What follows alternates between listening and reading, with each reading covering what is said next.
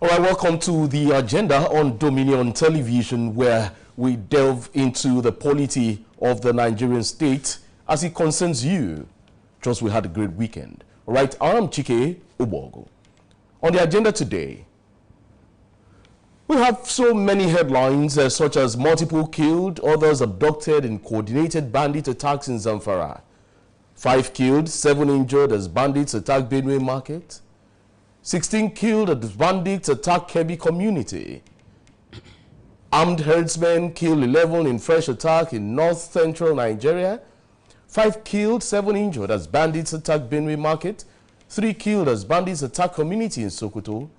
Jihadist attack near Lake Chad leaves 40 dead. President orders retaliation. Dozens killed in Boko Haram attack on village in northeastern Nigeria. Rights group urges sack of security chiefs as escalating insurgency. All right. The Director General of the Department of State Services, Oluwatosin Ajayi, on March 2025, expressed the need to allow communities some level of armament to be able to defend themselves against invaders. He stated this in his remarks at the Alumni Association of the National Institute for Security Studies, the annual maiden lecture, which had the theme, Mobilizing Stakeholders to Curb Insecurity in Nigeria, a Practical Approach, and this was held in Abuja.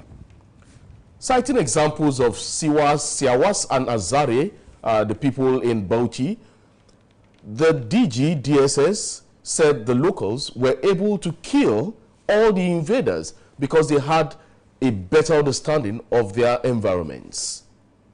He said the country must create layers of defense to reduce the burden on the national security architecture. Let's get to listen to the DG DSS this morning.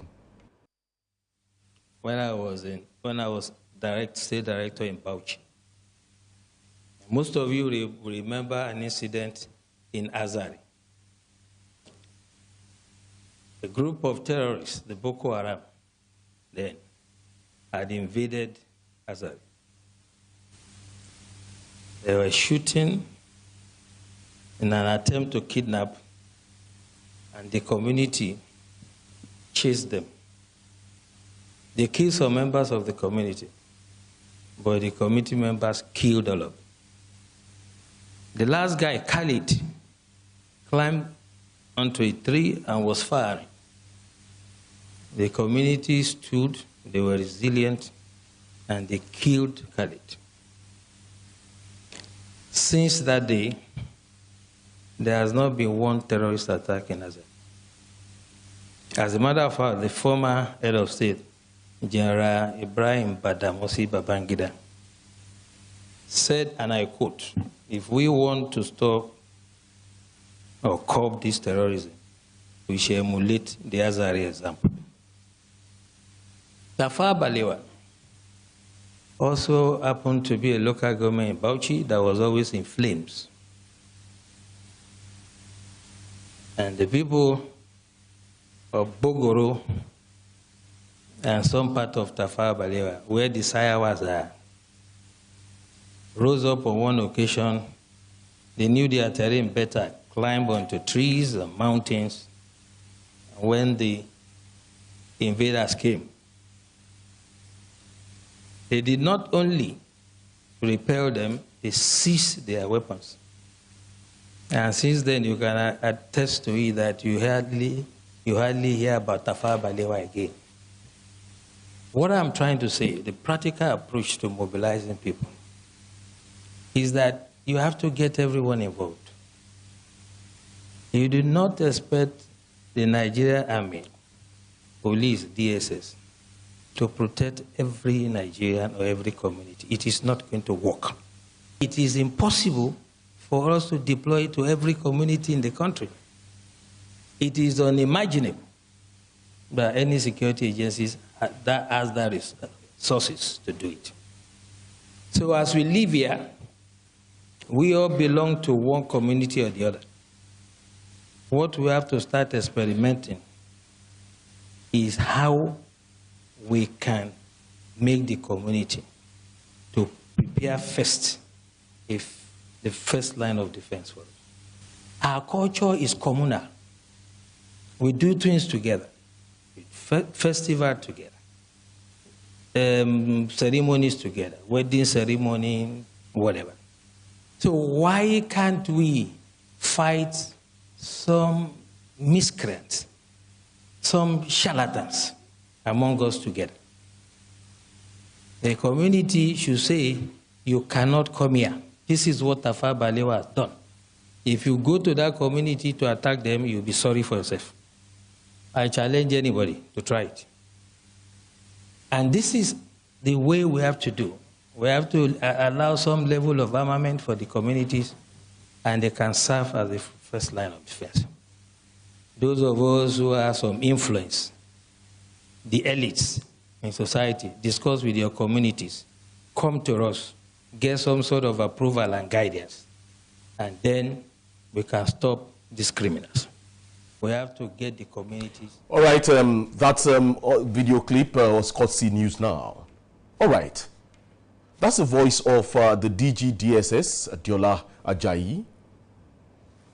To the DSS director's call for self-defense amidst rising insecurity, Yeye Dara Omoluabi Group, led by the president, Victoria Omodara, in Ibadan, the Oyo State capital, fully endorsed the remarks by the Director General of the Department of State Services, Adeola Ajayi, who acknowledged that Nigeria's security agencies are currently overwhelmed by the scale and complexity of threats posed by terrorists, bandits, armed robbers, kidnappers, and other criminal elements.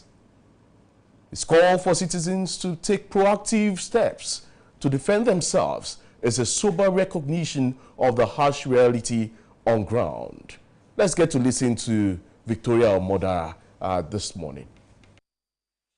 In response to DSS Director's call for self-defense amidst rising insecurity, I, Victoria Omodara, President of Yeye Dara Omoluabi Group, fully endorsed the recent candid remarks by the Director General of the Department of the State Service, that's DSS, Mr. Adeola Ajayi, who acknowledged that Nigeria's security agencies are currently overwhelmed by the scale and completely of threat posed by terrorists, bandits, armed robbers, kidnappers, and other criminal elements.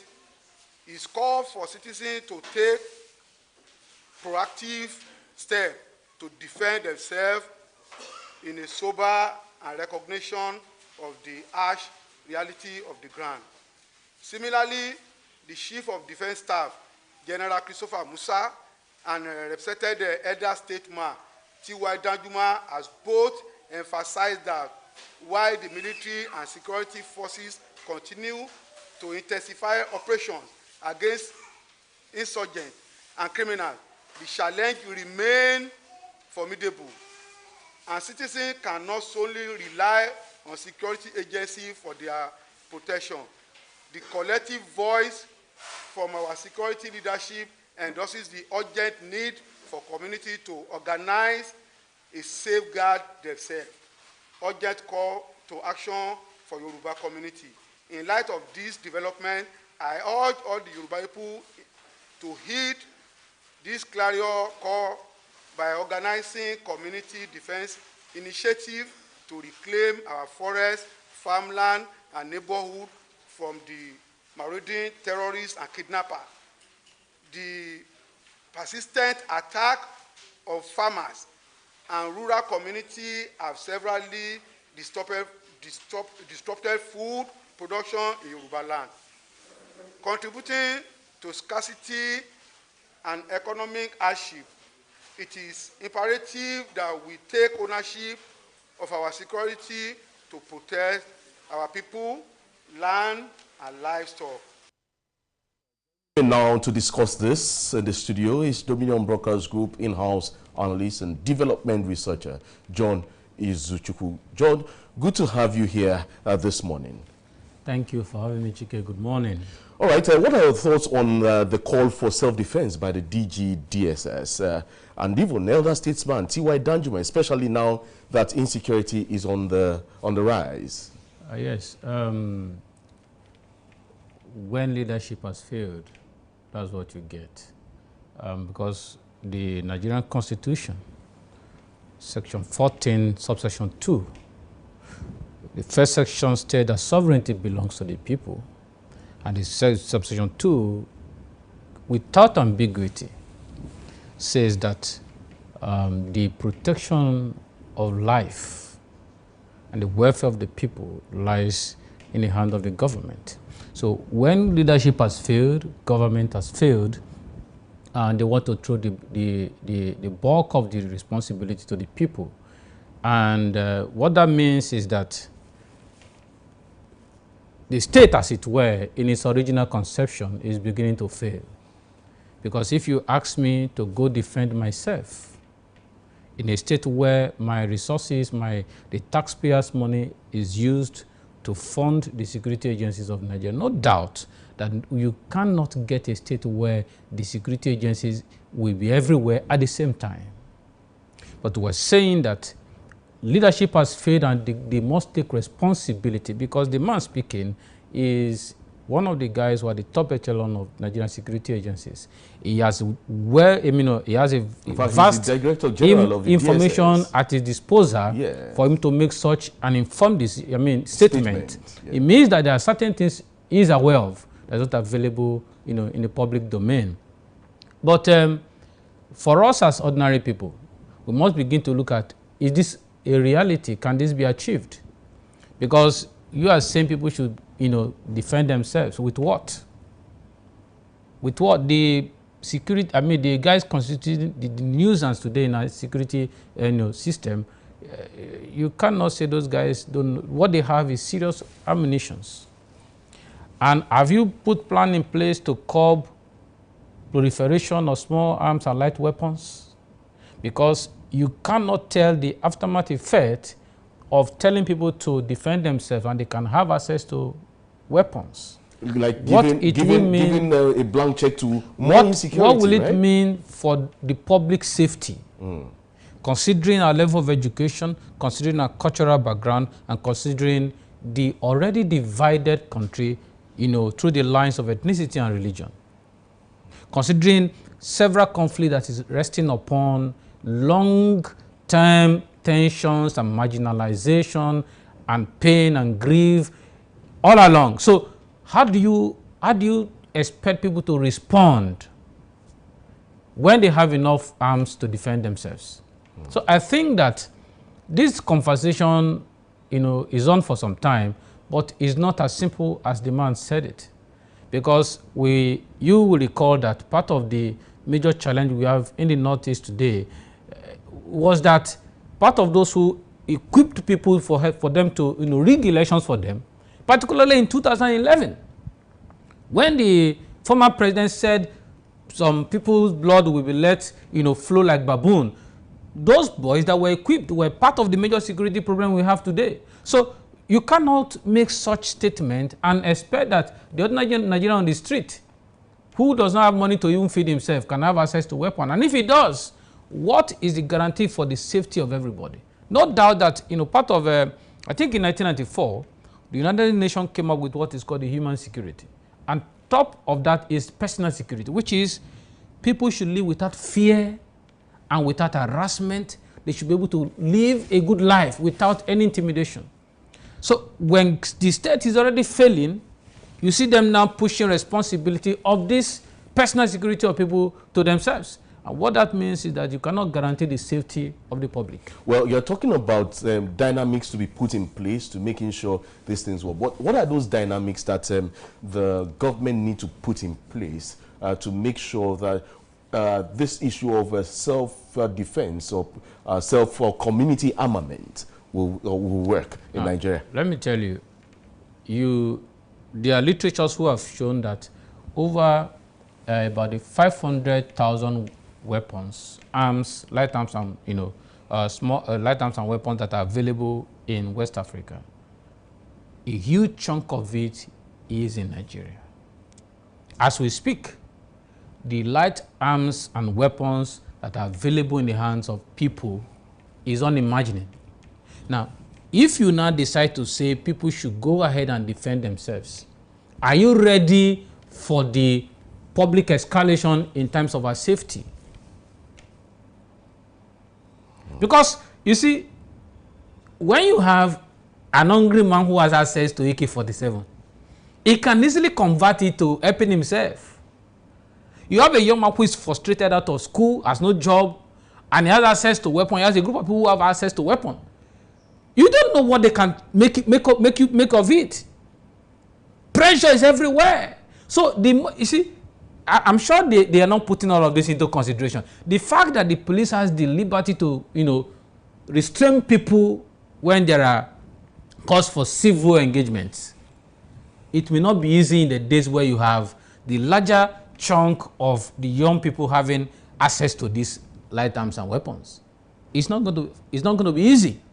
So they should be looking at, there are other alternatives, because when you look at South Africa today, the level of crime is high because they legalize the use of arms, firearms. Our situation is very peculiar. We are highly divided. There is no, the way people think in this part of the world, they will act before thinking. And because we have a weak judicial system, people can get away with anything. And you don't have a strong regulation oversight on these things, because already we have an alarming rate of light arms and weapons in the hands of people. So if you now make this a legal, provide a legal framework for people to access it, I can assure you that we may be worse than South Africa eventually. So they should be looking at more how to, and I can tell you, Kichike, this government, they know how to stop this insecurity, because the people behind it are known. They know how to stop it. It's just, I've always believed that the political way to do that is not available. They can't tell Nigerians you can't deal with it. They know the people behind it. There have been allegations, over allegations about who those are, the persons behind it. So deal with it and don't push the people. Just imagine that my village, how many persons have guns? What they have is them guns, local guns. And then you have people who are coming with sophisticated weapons. How do you confront them? Don't waste the ordinary persons like that. Were they trained to war? So no doubt we can defend ourselves. We can have proactive measures to at least provide that first level security for your personal life and for your family and for your community, but not to come to say we have to legalize the wielding of weapons. It will be dangerous. Politicians will take advantage of it during elections. That's one, it will be terrible. All right, considering the fact that we are ethnically divided, you talked about the division, and religiously divided. Religiously divided too. There is high level intolerance in our own space. So it means we're not even ready for state policing or community policing. Is that what you're saying? Yes. You see, not. Are they of two different divides? I think they are two different. Because what he's saying basically is community policing. No. Self-defense. Community policing is different. Okay. Just like what the Amotekun is doing in the Southwest. Okay. That's more like a community policing. They are indigenous people. They know their terrain better than any other person can know. And if they want to track you, they can track you and get you. But the DGDSS is saying that security agencies are overwhelmed by the number of the rising state of insecurity. Why are they not pushing the conversation for community security than endangering the lives of ordinary persons? So I think that what they should be pushing is community security. Let's see how we cannot create, the state can own the security, because the security as it were today is managed by the federal government. The state, the governor is just, as it were, the chief security officer. He has no control over the army, over the police, over the DSS. So what we should be talking about is how do we domesticate this federal arrangement in the state? where the state can take control over certain measure, certain portion of the security architecture, and then be able to implement for themselves. So basically, community policing should be the right channel, not people coming to defend themselves. They can't. Well, he may be speaking from a perspective. So what's but that? We are saying that if you look at it critically, nations, the only country in Africa who has done that is not finding it funny. They are regretting that they've done that, and they have now put up some stricter measures of assessing firearms. So you can't do that here because we already have a porous, system where different firearms across West Africa is dumped here, apart from locally manufactured ones, and the ones that have been brought in, via insecurity, via banditry, and insurgency and all that. So you cannot say we all should now go and get arms. We will not, it will not be funny for all of us eventually. All right, let's go on this break. When we come back, more talking points were on the agenda. Stick around, don't go away.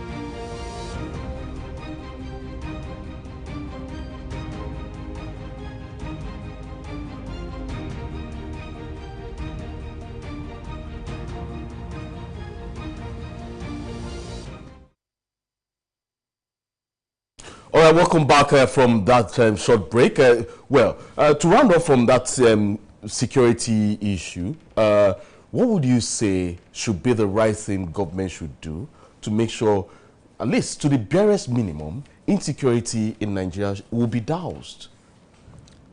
Yes, first of all, let's tell Nigerians to take ownership of your space.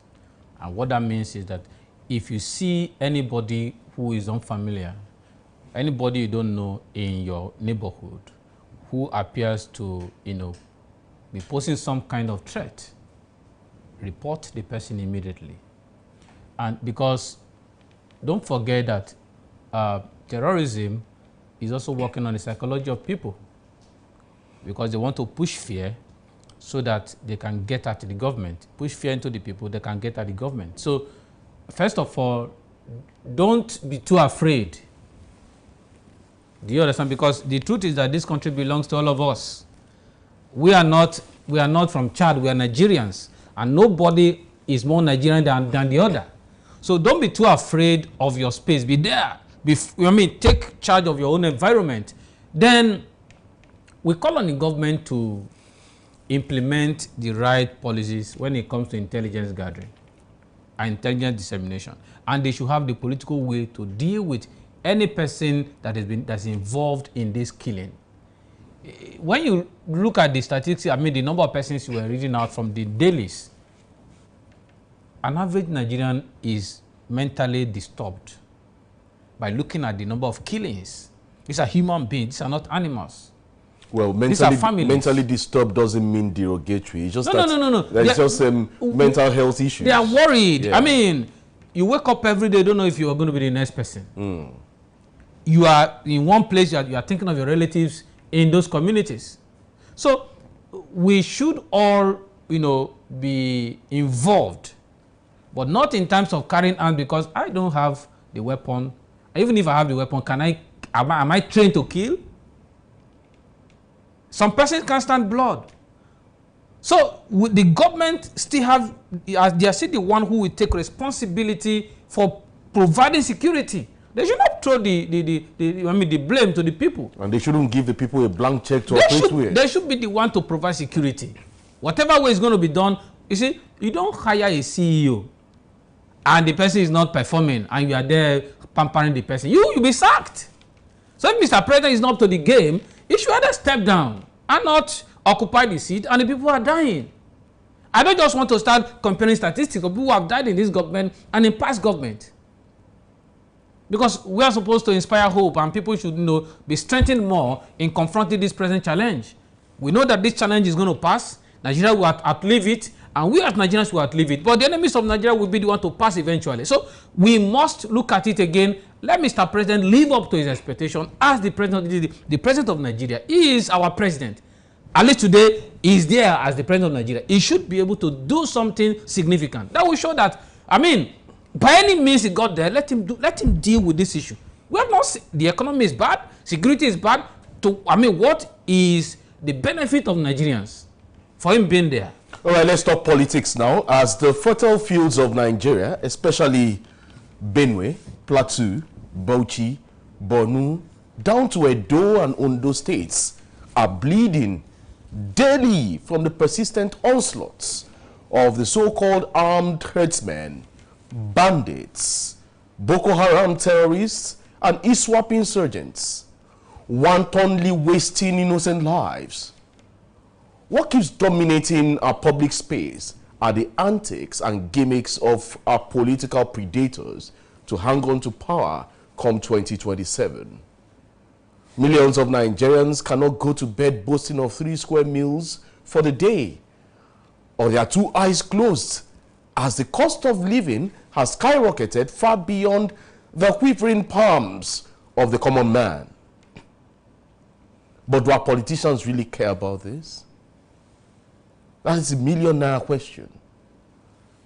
How do you juxtapose the news headlines literally screaming virtually on daily basis? Let us take a look at a few of such.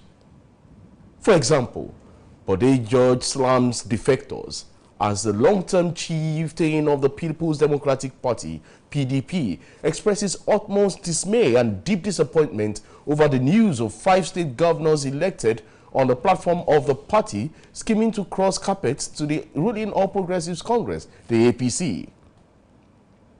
The latest piece of news is that the governor of Delta State, Sheriff Oborovori, has defected to the all-conquering APC. Yet, he did not go alone.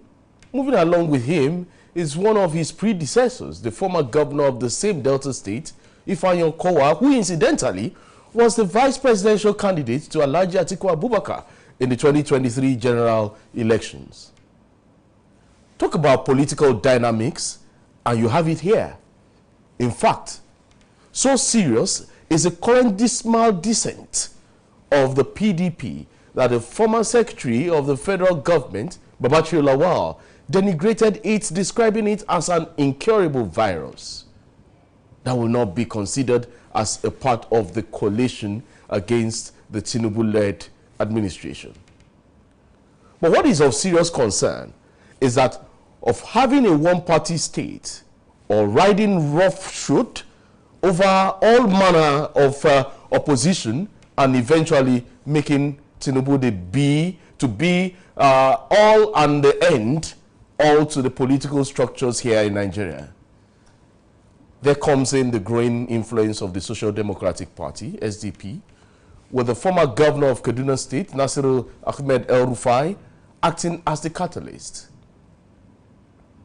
Well, we'll be discussing this, especially the one-party state. John Izuchukwu, are you not bothered with the seeming one-party state and the implications? Are you not? Well, any person who is a lover of democracy and what democracy stands for will be concerned, because the end goal of the one-party system, one-party state, is to enthrone authoritarianism.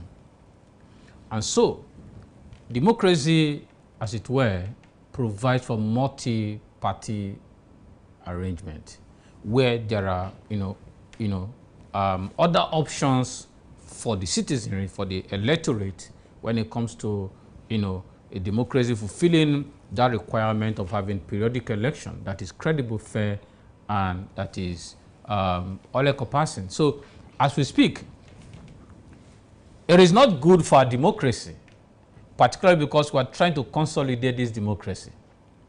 And in my little studying, you find out that the last time we had a Democrat who did certain things deliberately to consolidate democracy was under the former President Jonathan.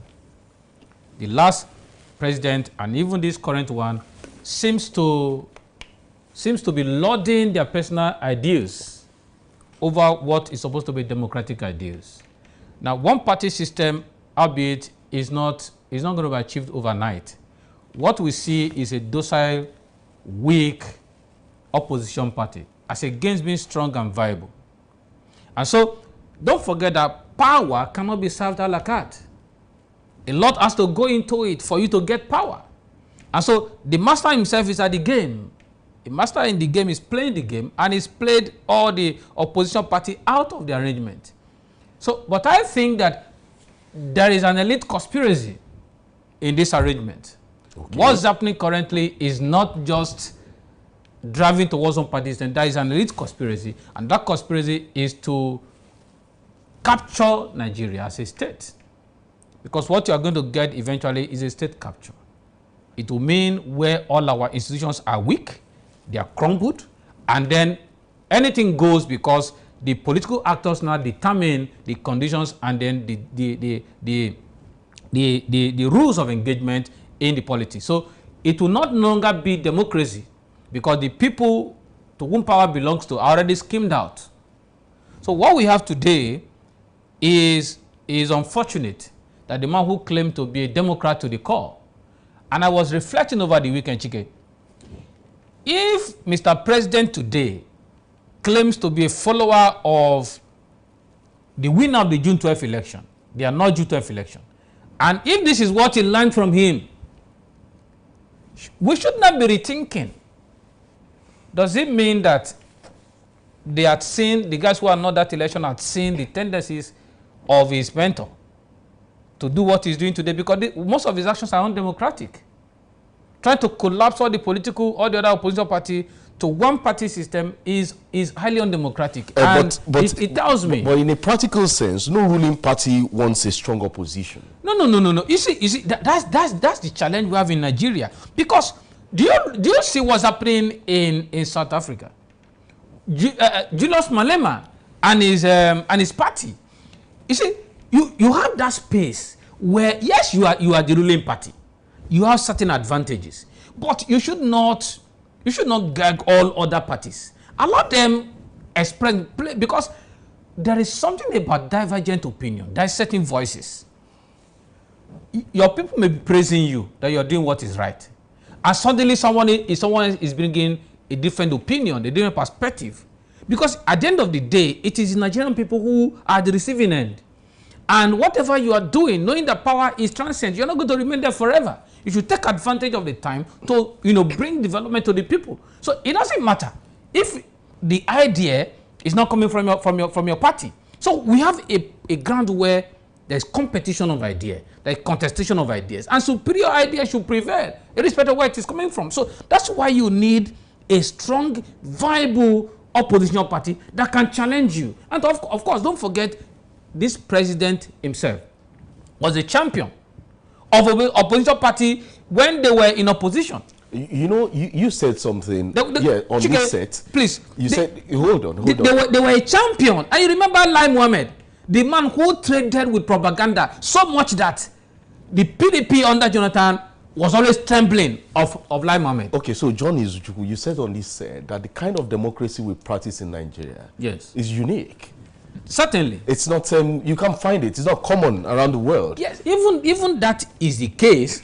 That's why the media, civil society are having robust engagement so that we can revert to what should be the norm. But you know, the weaker and disunited the opposition party, the longer the tendency of the ruling party. Certainly, certainly. But you see, don't you think that's the kind of democracy we want in our country, in Nigeria, where we want to hold on to power, to hold on to, oh, our party is at the helms of affairs. It's still not going Remember to the PDP told you they were going to rule for 60 years. Very true. But it was punctuated. Very true. Well, maybe that's what the APC is trying to do. No. Maybe that's the philosophy of the political parties we have in Nigeria. Don't you think so? I think Nigerians will resist it. And that's why conversations like this must continue. We will resist it because the time has come when Nigerians should take ownership of this country. And I mean to say that, yes, I heard your guest the other day say, talk about patriotism. I believe Nigerians should be patriotic. But you see, citizenship, as it were, comes before patriotism. But now that we have not gotten citizenship from Nigeria, we must together unite to take our country back from these people. And when we see these kind of moves, they don't care about who is dying. What they care about is getting 227. They don't care about who is being killed. What they want is to get who will be in what office by 227. And that means that every Nigerian, wherever you are, that consciousness must come to us alive again. That Nigeria belongs to us. It doesn't belong to a group of persons. Less than 5,000 persons taking charge of over 250 million Nigerians. So what I'm saying is, the variant of democracy we practice, the principles and the philosophy behind it is elevating the elite to the level of being gods. Another source of worry, we have the president just 2 years in office, and then we're talking about 2027. Is it not too early? Are you not worried that governance has given way for politicking? Exactly. See, because in democracy, there's what is called legitimacy. Legitimacy is when the people really give you power. You see what is happening today in Burkina Faso? It seems as if the people has endorsed Ibrahim Traoré, even though he came through the back door to take power. But it seems his approach to governance, to leadership, has endeared the people. They are seeing the return of Thomas Sankara. Now, when you have legitimacy under democracy, the people gave you power. The people will be the one to support you. They will be the one to canvass for you. But unfortunately, why we are seeing this move is that it appears as if legitimacy is missing. And the occupants of these offices, including the president, want to return at all costs. And so groundwork must continue. And the idea is to create some level of voter apathy. It's no longer a groundwork going on. That's where I'm going to. Yes. It's now on the surface. Is it going on? Because election has not... It's now on the surface. It's now glaring. No. Because when you look at it, how can state governors elected under a political party just defect because of what? They're looking for power, right? No. I think those ones have been threatened. That, you know, Okowa has EFCC case on that. There are several petitions against him. And he wants to invade being investigated. Is APC now in the paradise? No, it has always been. And so whoever goes there becomes a saint? That's how it has always been. Even when PDP was in power, that's how it has always been. So we have Saint Okowa now? Yes. You know, he's not a saint as it were. No, getting to paradise, that's the PDP. So he becomes a saint? Maybe. But is that what you're saying? The point here is that we cannot, as a people, allow these people to ruin this democracy. Don't forget that this democracy was gotten by the sweat of several patriotic Nigerians. Sometimes I imagine what would be the thought if Gani Fami was to be alive. Those who were in the real struggle. Sometimes I imagine how will somebody like like... Did we actually struggle for democracy? Because that is another story for another day. Well, was there a struggle for democracy? There was a real struggle. Nigerians were killed because they wanted democracy. They wanted the military out of power.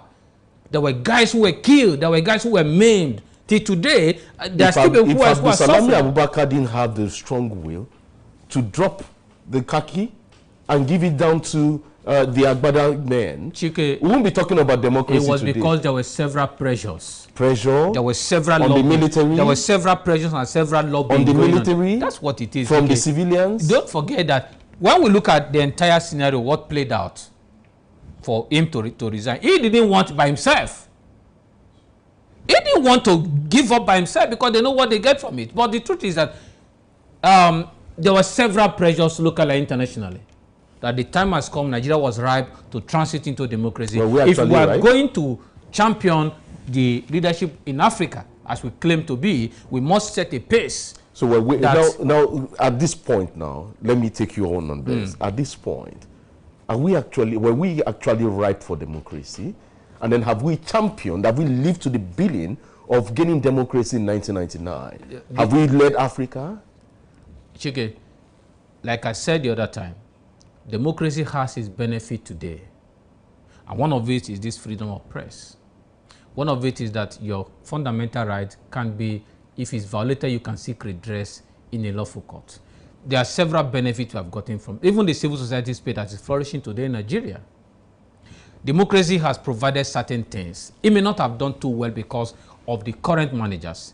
But today, we cannot wish we go back to what it used to be before democracy. It will be an anathema.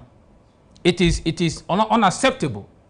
So those who want to damage democracy, who are playing as if we don't want democracy anymore.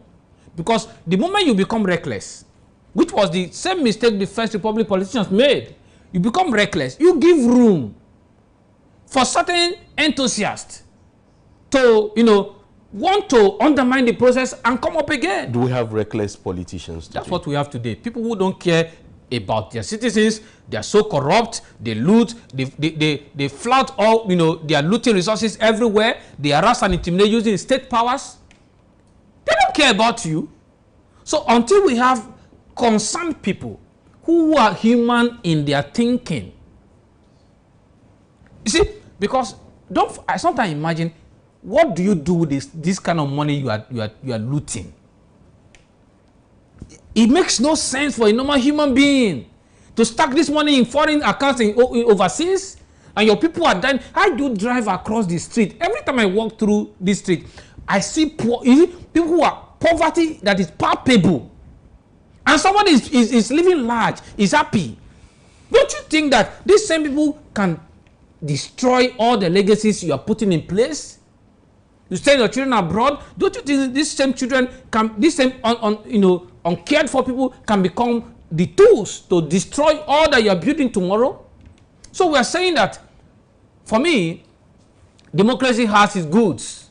It may not have done so well. And that's why we who are believers in democracy must begin to advocate for it, for its protection and for its survival. When are we expected to have good managers over democracy? It will begin when we have conscientized, informed electorates.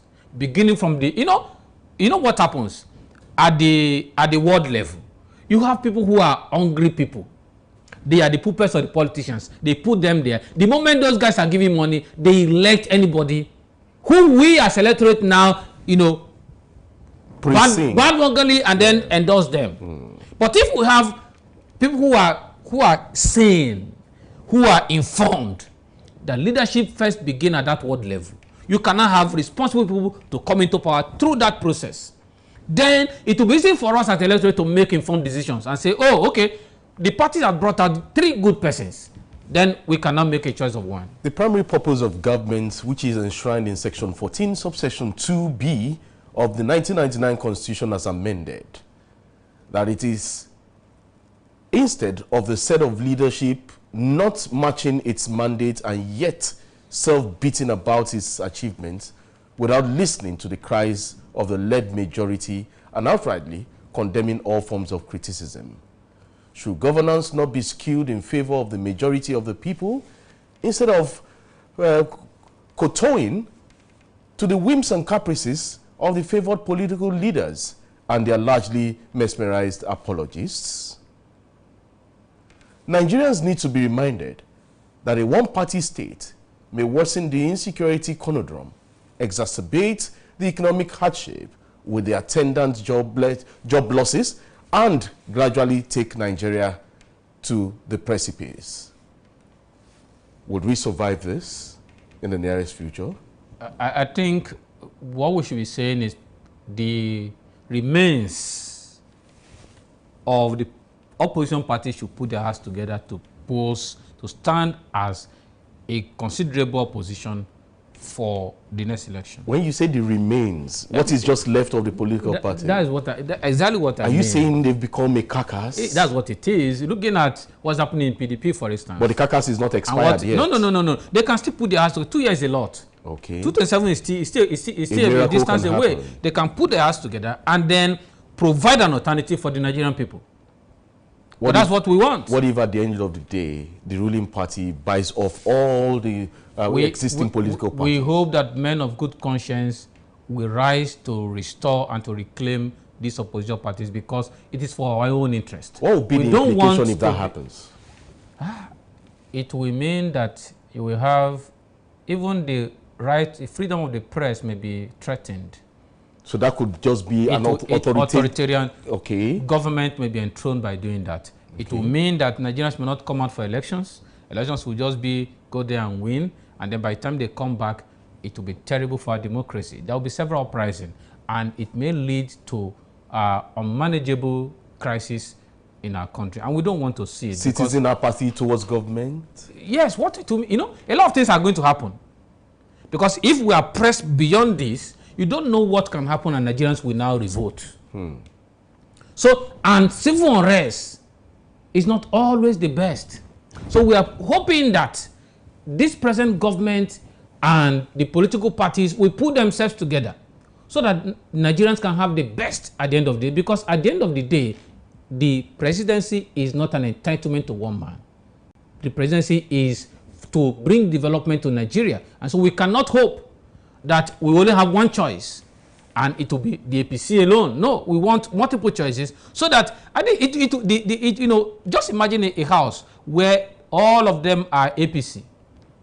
You have a larger of them today as APC, and what they are is a spineless house that just rubber stamp anything from the executive. You call them so spineless. What happens if they are 100%? It means they will gaslight us so much that Nigeria will become almost like hell for us. Even though things are difficult now, it will be more difficult that time.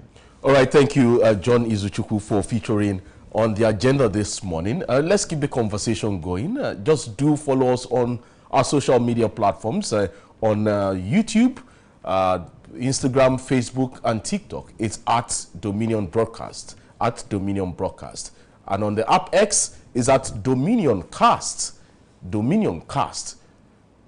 My name is Chike Ubogu. Do have a great day. Stay safe.